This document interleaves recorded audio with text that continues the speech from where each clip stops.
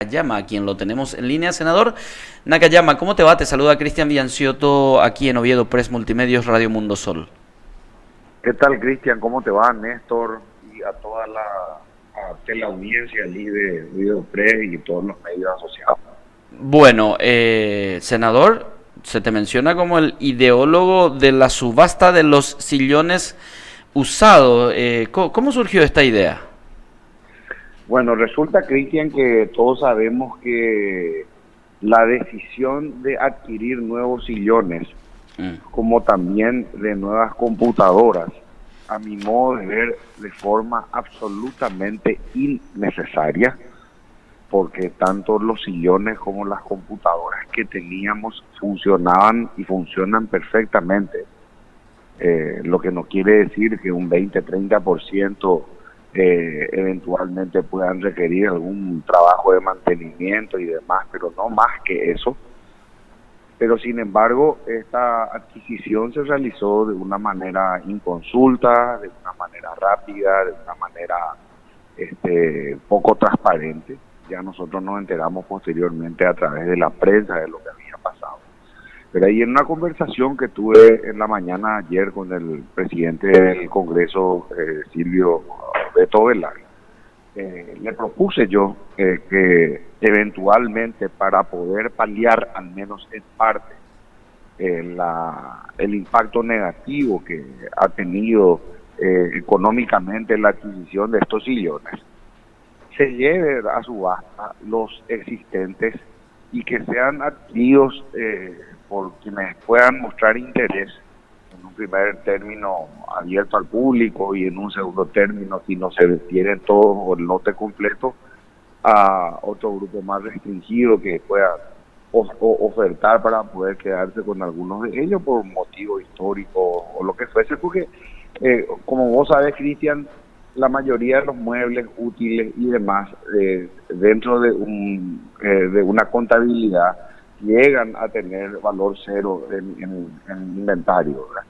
Pero que tenga valor cero no quiere decir que no valga nada. Claro. O sea, una chatarra tiene algún valor, que es el precio del metal por peso, ¿verdad?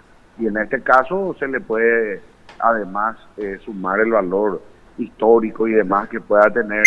Incluso ayer mismo ya algunos ex parlamentarios mostraron interés en eso, y si se llegara a recuperar al menos en parte el dinero que se ha destinado a esto, creo que sería muy interesante para que se pueda por lo menos beneficiar a la ciudadanía con parte de lo que se pueda vender, ¿verdad? Entiendo. Ahora, senador, ya que mencionaste que estas compras se hicieron de manera inconsulta y poco transparente, ¿esta iniciativa no es como no sería como blanquear todo eso que ya se hizo?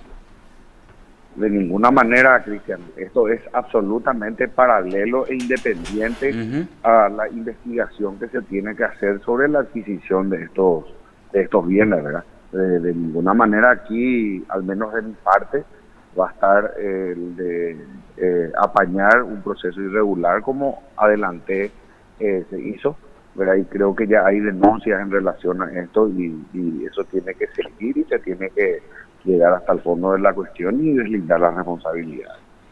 Senador, buenos días, aquí saludándote.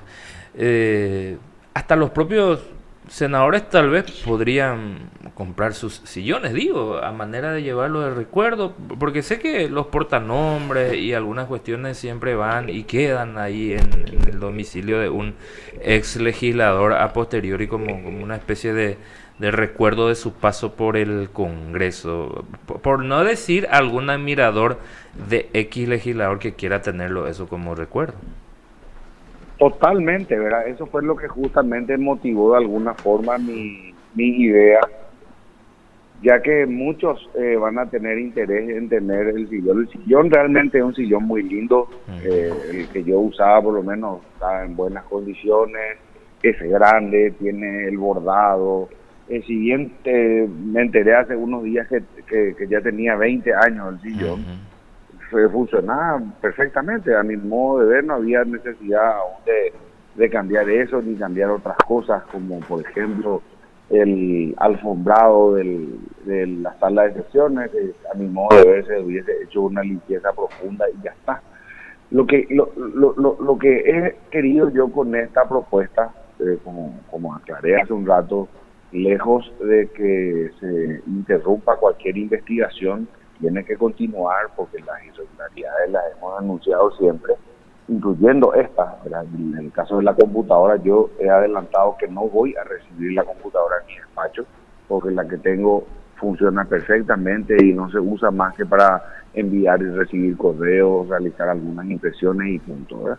Entonces no hay ninguna necesidad. Entonces es más bien buscar de alguna manera, por mi experiencia como administrador también, ¿verdad? En otras instituciones privadas, ¿verdad? Empresas, tratar de salvar un poco el dinero de la gente, ¿verdad? Cómo se ha invertido eso, rescatar parte del dinero y destinarlo e invertirlo nuevamente en la ciudadanía, en aquellas áreas que puedan estar necesitando. Eso que apuntabas hace un momento, senador, 20 años de uso, y lo escuchamos al presidente del Congreso de la Nación decir de que esa es una de las justificaciones, como diciendo que ya cumplió su vida útil, y anunciaba de que estas adquiridas tendrán unos 3 a 5 años de vida útil, o sea, no le vemos mucha lógica también en esta gran compra si antes que termine este mismo periodo tal vez ya se tengan que volver a comprar otros sillones. No tiene lógica, no tiene lógica y es una hasta confesión de que está comprando un producto de menor calidad de lo que ya teníamos. Espero que yo no escuché esa declaración de él, pero está grabado. Si fue así realmente no estoy de acuerdo con lo que dijo. Ahora, senador, ¿no vas a recibir la computadora? ¿Y del sillón qué hacemos? ¿Vas a recibir el nuevo o vas a seguir sentado en el viejo? No, hay cuestiones, Cristian, que nosotros tenemos que entender que hacerlo implicaría ya una argelería innecesaria. Uh-huh. ¿Verdad? ¿Por qué? Porque te pones ya en el banquillo literal del populista. Sí. Si todo el mundo tiene ya la silla, yo me voy a sentar con un banquito de madera, un taburete. ¿Verdad? Ahí van a decir, no, porque ni siquiera la anterior va a descomponer la visual de la estética y de eso. Yo creo que eso ya no tiene tampoco sentido, ¿verdad? Entonces hay que tratar de buscar soluciones desde lo que se puede hacer y desde la lógica, ¿verdad? El tema de la computadora sí, porque está en el despacho, no claro. Se ve, no se transmite por televisión, nada, y mi intención tampoco es hacer show con este tema, Cristian, ¿verdad? Al contrario, es tratar de ayudar en solucionar al menos en parte lo que ellos han hecho mal, porque yo no voy a asumir la irresponsabilidad de haber llevado adelante esta adquisición innecesaria en un momento sumamente delicado. Y ese momento delicado al que se le sumó, por ejemplo, hace unos días nada más también, esto de las obras de ampliación, del quincho, en fin, los casos de supuesto nepotismo. Hablábamos antes de entrar en comunicación contigo, senador, de que es tanto el nivel de degradación que hoy el protagonismo, entre comillas, escandaloso de senadores o de la Cámara de Senadores le roba totalmente atención a quien o a la Cámara que anteriormente era objeto hasta de burla, si se quiere, que eran diputados, doctor. Bueno, sigue la puja fuerte ahí, Cristian. Porque ayer nomás pasó lo de esta alianza también, que habrán visto ustedes, y la agresión que sufrió un colega de ustedes en el despacho, ¿verdad? O sea que realmente sigue allí la tensión fuerte, si bien el Senado siempre ejerce un poder de atracción importante, y creo yo han sido totalmente desatinadas estas medidas adoptadas por la presidencia del Congreso. Yo eso le dije a Beto en varias oportunidades, incluso ayer. Tanto el tema de la ampliación del Congreso, que no tenía ningún sentido, ni pie ni cabeza, porque ¿para qué vamos a ampliar el Congreso? Para meter más zánganos, para meter más parásitos, gente que no tiene ninguna función o que entra para hacer moneda de pago de campañas políticas o refugio de familiares, guardería, Nepo Baby, Nepo Loro. Realmente es una vergüenza y una bofetada a la ciudadanía que sería que se necesita ampliar el Congreso para albergar más gente. Cuando lo que necesitábamos nosotros es tomar medidas administrativas de disminuir la cantidad de personal que no se necesita, ¿verdad? Esto que yo propuse sobre el tema de la subasta es una medida administrativa que en cualquier empresa privada se lleva adelante, incluso embajadas hay como la embajada de los Estados Unidos que cada 4 o 5 años llevan adelante una gran subasta de vehículos, de electrodomésticos, de muchas cosas y les sirve muchísimo porque hay mucha gente que va a comprar. Yo creo que eso se podría replicar incluso y podríamos presentar un proyecto de ley para que se pueda hacer en otras dependencias del Estado, porque ¿qué es lo que pasa actualmente? Muchos de los bienes que están inventariados finalmente desaparecen, gestión tras gestión.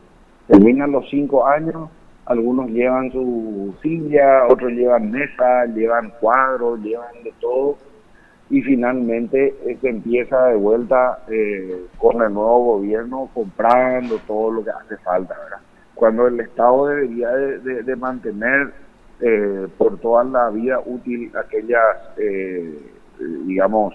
muebles útiles que se utilizan, y al término de eso, si ha llegado a la vida útil, hacer la subasta para poder recuperar parte de ese dinero, porque siempre hay gente que puede estar interesada por una cuestión histórica o por algo, por decirte, ahora se tienen los edificios nuevos de los nuevos ministerios en el puerto de Asunción que están vacíos, que no se han ocupado hasta hoy día, y cuando se trasladen los ministerios a esas nuevas oficinas, que no sabemos cuándo va a ser, ¿qué va a pasar con el mobiliario existente?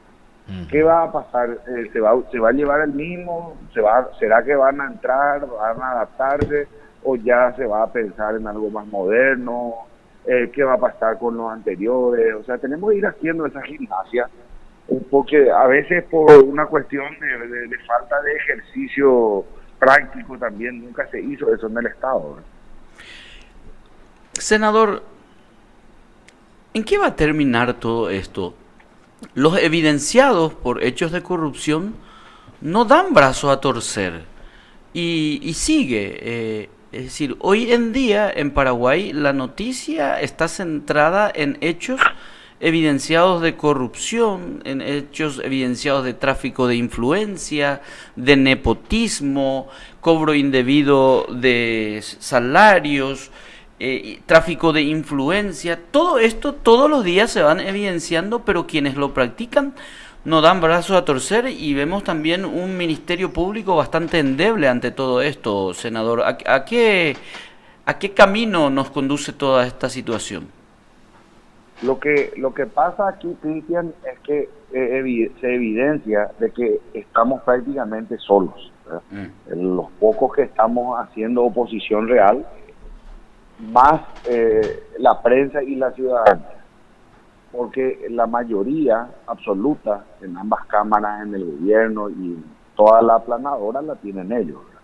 Entonces ellos van a seguir presionando al Poder Judicial, a la Fiscalía y demás, para seguir manteniendo esta impunidad que gozan los políticos. Estos políticos corruptos que se creen todopoderosos, que se creen dueños del Estado como si fuese su empresa familiar, que nombran a sus parientes con sueldos exorbitantes, que intervienen en la justicia para sacar sentencias a favor de los corruptos, que mantienen al Paraguay en el lugar 138 de 141 países por falta de independencia de la justicia, que mantienen al Paraguay en los peores lugares del mundo en materia educativa, y que por el contrario nos colocan como primeros en el ranking de corrupción y en el ranking de criminalidad organizada, son los que quieren perpetuar este sistema. Esta casta, esta claque politiquera que hace tanto tiempo se ha enquistado en el Paraguay, y que ustedes allí en Coronel Oviedo conocen muy bien, porque muchos de ellos provienen de allí, y mucha gente allí en Oviedo también depende de este prebendarismo que se ha enquistado como forma digamos, mantener alimentada y tranquila a la tropa, por decirlo de alguna manera, no es un modelo viable. Como en ninguna otra parte, quizás solamente Asunción y Coronel Oviedo tenemos ese ejemplo de tanta gente trabajando en la función pública, algunos o muchos de ellos como planilleros en regiones sanitarias, asignados a instituciones educativas sin cumplir funciones, a varias otras instituciones dependiendo del grado de parentesco o de afinidad que uno tenga con un u otro político. ¿Verdad? O sea, ese es un modelo inviable. Lo hemos visto recientemente en la Argentina, se ha visto cómo explotó en Venezuela, cómo ha ocurrido eso en otros países. No se puede continuar con ese modelo. Entonces, ¿qué es lo que nosotros tenemos que hacer? Tenemos que continuar denunciando y evidenciando este tipo de hechos de corrupción, y la sanción que puede venir de todo esto es la sanción social.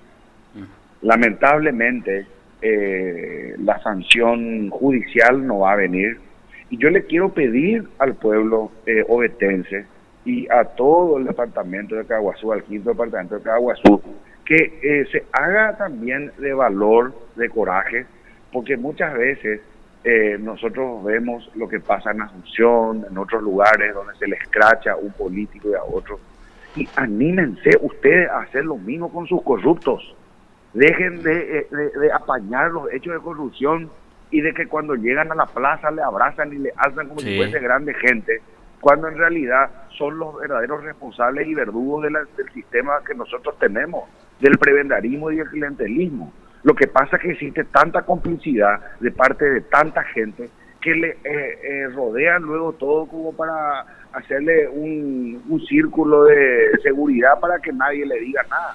Pero en algún momento la gente se tiene que despertar y darle la sanción social que se merecen estos badulaques. ¿Sabes qué es lo que pasa, Eduardo? Y yo estoy muy de acuerdo con lo que decís, pero te voy a plantear algo. ¿Por qué no ocurre eso? Y siempre me preguntan cuando tengo visitas de amigos del extranjero, ¿por qué todos están tan indolentes y nadie dice nada? Y yo siempre le doy esta respuesta y que voy a compartir ahora contigo.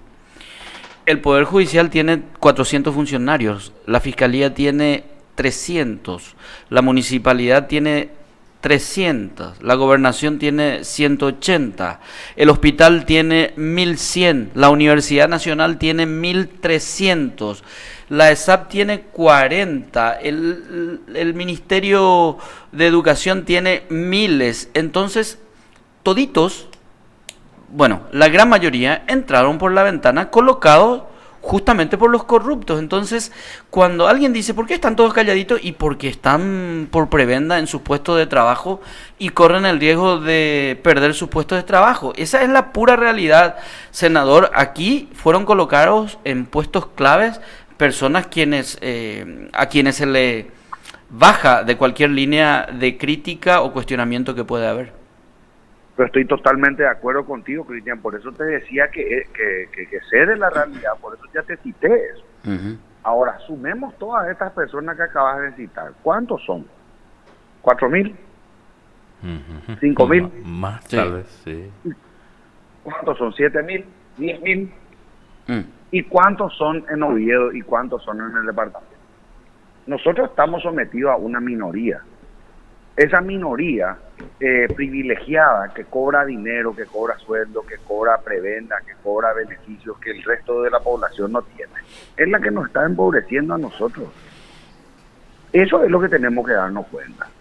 Cuando el punto de equilibrio se rompe, como ocurre aquí en Asunción, donde muchos no tienen nada que ver con la política, no dependen de la política, y ya terminó el soquete para mantenerlo callado a todos.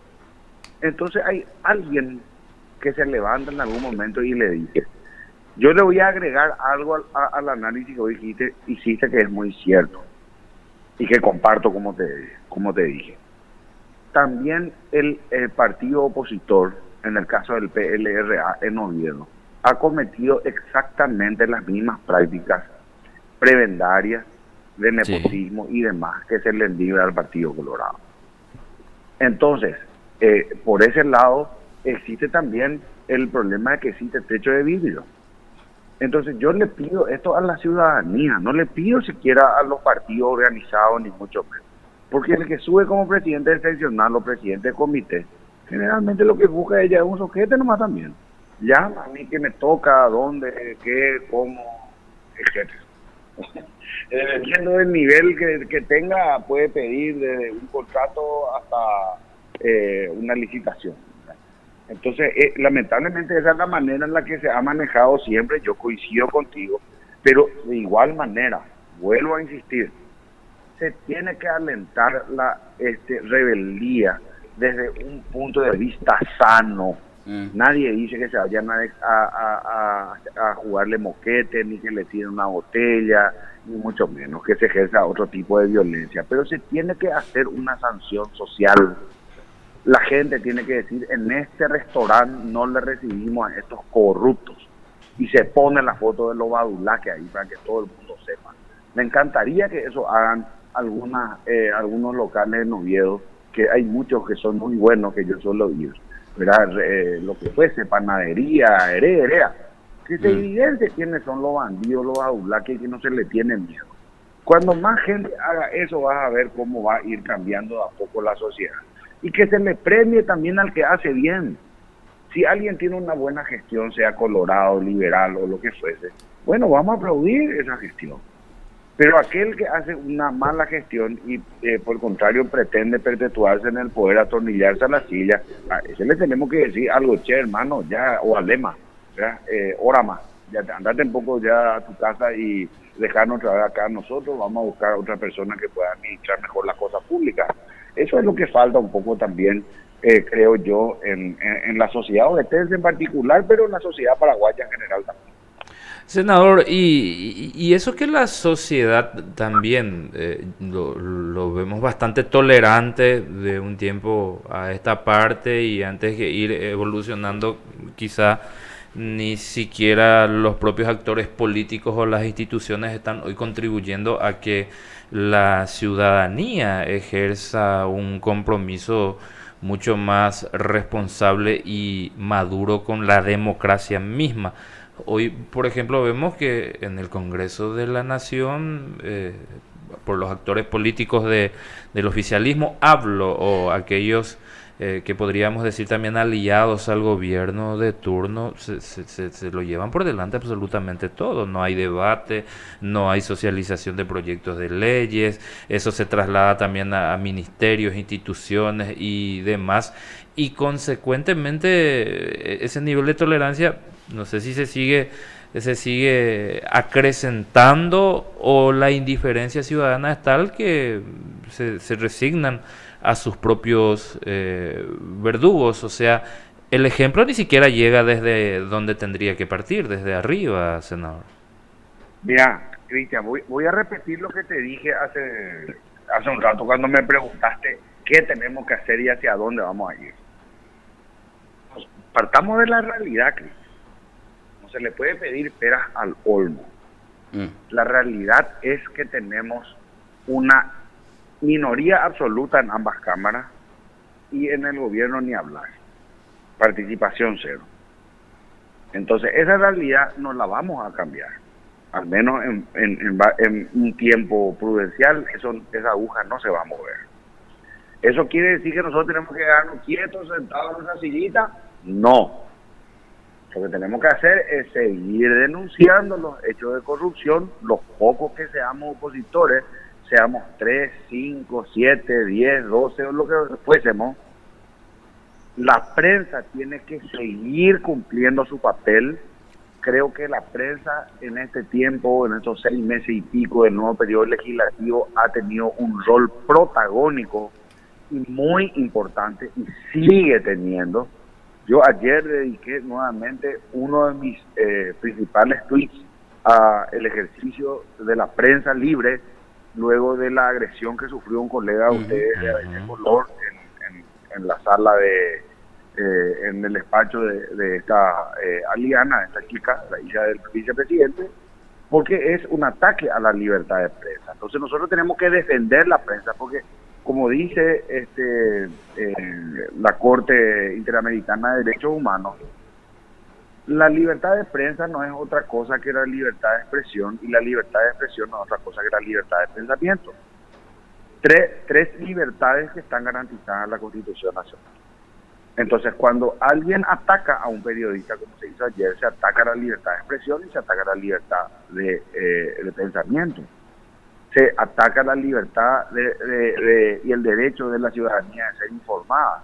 Y ahí voy a la opinión pública, ¿verdad? Porque esta es como una línea discontinua que tenemos, ¿verdad? La representación popular, que ya sabemos que estamos en una inmensa minoría. Tenemos una prensa libre, yo creo que seguimos teniendo una prensa libre en el Paraguay. Prueba de ello es que estamos hablando sin que alguien llegue a tu radio a cerrarte y demás, lo que tenemos que celebrar, pero no tenemos que bajar los brazos. Sí. No tenemos que bajar los brazos porque apenas nosotros nos descuidamos, esta gente nos va a cerrar otra vez. Y finalmente la ciudadanía, que es lo que te decía, que se tiene que despertar. Porque si la ciudadanía se resigna, ahí sí que estamos muertos. Manuel Gondra, este expresidente de la República, decía con mucha sabiduría que el quietismo en la política es la muerte de la democracia. O sea, nosotros no nos podemos quedar quietos, no podemos quedarnos como conformistas, no podemos agarrar y decir, bueno, aquí ya no hay nada que hacer, no hay nada que cambiar, porque en ese momento estamos muertos. Tenemos que seguir activos. Increíblemente muchas veces la gente dice, no, pero vos sos muy... le dicen a un ciudadano, está bien lo que decís, pero vos sos un héroe del teclado, porque no solamente en redes sociales se queja y demás. Al contrario, es la manera que hoy se tiene de expresarse. La virtualidad es una realidad. Hace 30 años podía no serlo, hoy es una realidad, y las redes sociales han hecho revoluciones enteras en regiones del mundo, como en África, como en el Medio Oriente, como en otras regiones del mundo. Aquí mismo la presión social a través de redes ha hecho que varios senadores pierdan la investidura en la legislatura anterior. Entonces hay un poder, y ahora en este periodo también se ha ejercido ese poder y ha tenido un buen resultado. Caso Jardines de Remancito, caso el tema de la licitación de 50 millones de dólares de Petropar que se abortó. O sea, vamos, la prensa y la opinión pública ejercen un poder enorme para poder cambiar algunas realidades. Entonces, esa es la parte, Cristian, que nosotros tenemos que hacer. Yo por eso te felicito a vos, a Néstor, a la prensa libre que existe en Coronel Oviedo, porque me consta que Oviedo Press siempre ha mantenido una línea, independientemente de quién sea el que esté en el gobierno de turno, sea el liberal, sea el colorado, sea quien fuese, ha mantenido una postura crítica. Creo que ha levantado Oviedo Press esa bandera de la prensa independiente, y tiene que mantenerse así, ¿verdad? Porque eso también es lo que les da a ustedes la credibilidad para que la audiencia se mantenga, ¿verdad? Escucharle a los distintos actores políticos lo que piensan sobre una cosa, sobre otra cosa, y sobre todo, vuelvo a decir y a insistir, yo a Coronel Oviedo le tengo un cariño enorme. Creo que es una ciudad con un enorme potencial de crecimiento por el enclave geográfico en el que está, de conexión entre el sur y el norte por la ruta 8 que conecta lo que es Coronel Bogado, Encarnación, y hacia el norte con lo que es Cruce 6000 y hasta Pedro Juan Caballero. Conecta Asunción con Ciudad del Este, que son las dos principales ciudades del país. En síntesis, está también en el medio de una zona productiva de permanente transformación entre lo que es el agro, la ganadería, la industria, los servicios. Hay que vencer ciertas cosas, ciertos miedos, y Coronel Oviedo y el departamento de Caraguazú van a despegar porque tienen absolutamente todos los condimentos para hacerlo. Hay una gran cantidad de jóvenes, quiero dirigirme a ellos también, y que a través de los oyentes, que generalmente a veces son gente mayor, hablen con sus hijos y con sus nietos en la mesa familiar. Porque hoy día el futuro de ellos, lamentablemente, tenemos que decirlo, está en una maleta que lo lleve a la Argentina, al Brasil, a España, porque aquí no hay muchas oportunidades. Y esa realidad actual que hoy tenemos, salvo que algunos de ellos bajen la cabeza y digan me afilio para ver si pesco algún cargo público, ¿verdad? Pero ¿qué pasa con el resto de los jóvenes? Se tienen que ir. El éxodo es tremendo. La cantidad de talento que nosotros estamos perdiendo y expulsando del país es algo que no se ha medido suficientemente aún y que en algún momento tenemos que analizar, ¿verdad? Tenemos que retener ese talento para que ayuden a crecer, a hacer crecer Oviedo, que ayuden a hacer crecer el departamento de Caguazú y que ayuden a crecer Paraguay. Senador, sin duda alguna las consideraciones de reflexión son siempre muy importantes y te agradezco por hacerlo. Dos puntitos claves, creo yo, para nuestro país, senador, y con esto ya te liberamos. Reunión entre Peña y Lula sin resultados sobre Itaipú, anexo C y precio de energía. Y el otro punto, y te lo hago ya junto, centralización de recursos del FONACIDE, proyecto que el Ejecutivo pretende impulsar con la ayuda de algunos legisladores. Sobre esos dos puntos, senador. Bueno, empiezo por lo segundo. Yo pienso que se han tenido muchas dificultades definitivamente en la distribución de los recursos, también en la ejecución presupuestaria de lo que es la compra de alimentos, de la merienda escolar y demás, tanto por parte de municipios como de gobernaciones, ¿verdad? Esa no es ninguna novedad. Hechos de corrupción, enriquecimiento ilícito, licitaciones apañadas, o sea, se convirtió en un problema grave el tema de la merienda escolar. Eso es categórico. Ahora, el gobierno central no es menos corrupto. El gobierno central es tan o más corrupto que el gobierno departamental o municipal. Entonces yo creo que la solución no va por cambiar un ladrón por otro.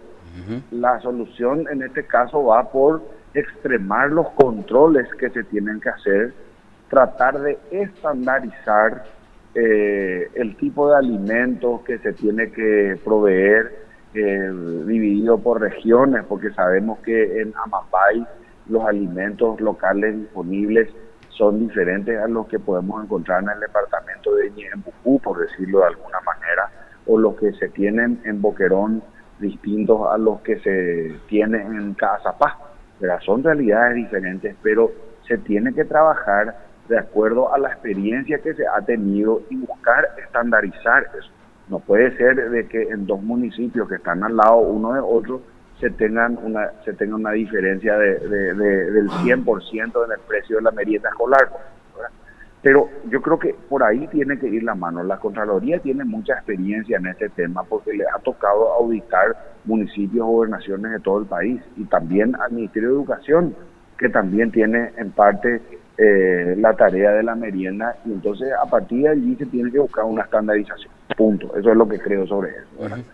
Sobre el tema de Lula con Peña, la reunión de esta semana, yo he adelantado mi posición diciendo lo siguiente.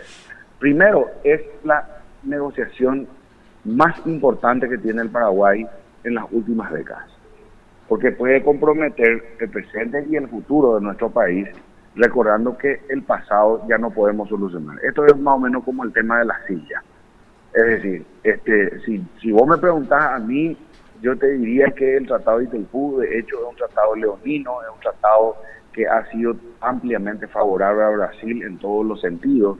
Te diría que fue un robo asqueroso, porque del precio inicial de 2.000 millones que se proyectó como precio de la construcción de Itaipú, se terminó pagando 80.000 millones. No estás escuchando mal. De 2.000 millones a 80.000 millones, que fue el precio final que pagamos por la hidroeléctrica el 13 de agosto del 2023, cuando se llegó a deuda cero. Entonces, no vamos a analizar el Itaipú histórico porque vamos a llorar sobre la leche derramada. Vamos a mirar hacia adelante a ver qué es lo que tenemos que hacer. Y lo que no tenemos que hacer en este momento es concentrarnos en la tarifa, porque en el tema de la tarifa llevamos la de perder. Nosotros lo que tenemos que hacer es priorizar la renegociación en relación a la libre disponibilidad de la energía. Es decir, el Paraguay tiene que tener todo el derecho de disponer de esa energía, ya sea para reventa al mercado distribuidor eléctrico brasileño al precio del mercado, o de lo contrario, revender a otros precios a otros países, utilizando las redes de transmisión de la Argentina, del Uruguay, pagando el precio de transmisión que se tiene que pagar, pero teniendo la posibilidad de vender a terceros a un precio justo. ¿Por qué? Porque estos dos temas, la libre disponibilidad de la energía y el precio justo, son fundamentales para que nosotros podamos asegurar nuestro desarrollo.